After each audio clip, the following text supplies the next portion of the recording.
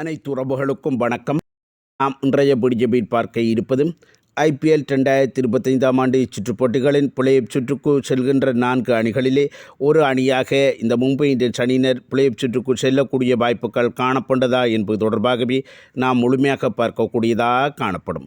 அதன் அடிப்படையில் பார்க்கின்ற சந்தர்ப்பத்தில் மும்பை இந்தியன்ஸ் அணியானவர்கள் இதுவரை 4 போட்டிகளிலே விளையாடி அதில் ஒரு போட்டியில் மட்டுமே வெற்றியினையும் 3 போட்டிகளிலே தோல்வியினையும் தழுவி தற்பொழுது 2 புள்ளிகளுடன் புள்ளிகளின் தரவரிசை பட்டியலிலே 7வது இடத்தில் காணப்பட்டார்கள்.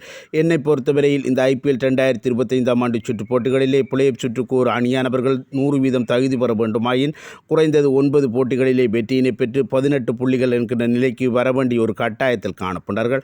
அவ்வாறான ஒரு சந்தர்ப்பம் ஒன்று ஏற்பட வேண்டுமாயின் இந்த மும்பை இந்தியன்ஸ் அணிக்கு இன்னும் மேலதிகமாக 10 போட்டிகள் காணப்பட்டன. அந்த 10 போட்டிகளிலே அவர்கள் 8 போட்டிகளில் வெற்றி பெற வேண்டிய ஒரு கட்டாயத்தில் காணப்பட்டார்கள்.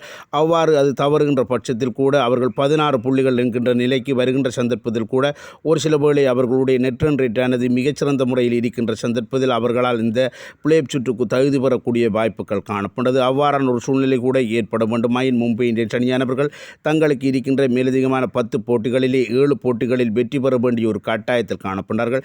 எனவே அதற்குரிய வாய்ப்புகள் காணப்பட்டதா என பார்க்கின்ற சந்தர்ப்பத்தில் மும்பை இந்தியன்ஸ் அணிக்கு இன்னும் SRH மற்றும் டெல்லி கேபிட்டல்ஸ் ஆகிய 2 அணிகளுடனும் 2 போட்டிகள் காணப்பட்டன. இந்த 2 அணிகளும் தற்பொழுது வலுவாக காணப்பட்டது.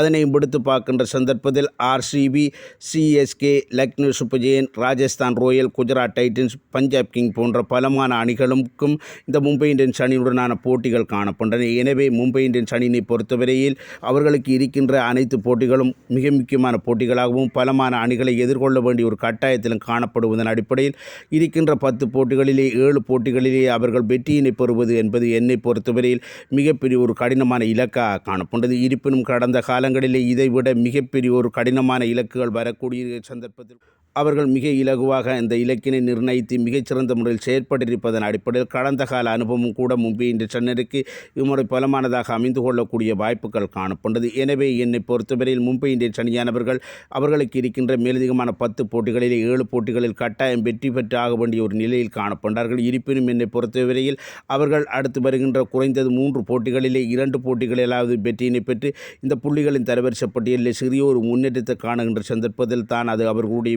வீரர்களுக்கும் ஒரு உத்வேகத்தினை கொடுக்கக்கூடிய வாய்ப்புகள் காணப்பட்டது. மாறுதலாக அவர்களுக்கு அடுத்தடுத்து வருகின்ற 2 போட்டிகளிலே தொடர் தோல்வியினை தழுவுவார்களாயின் என்னை பொறுத்தவரையில் இந்த பிளேஆஃப் சுற்றுக்கு தகுதி பெறுகின்ற வாய்ப்பினை கூட இழக்கக்கூடிய சந்தர்ப்பங்கள் அதிகளவாகவே அமைந்திருக்கின்றது என்பது எனது எண்ணம். இது தொடர்பான தங்களுடைய கருத்துக்களை கமெண்ட் செக்ஷனில் தெரிவித்துக் கொள்ளுங்கள்.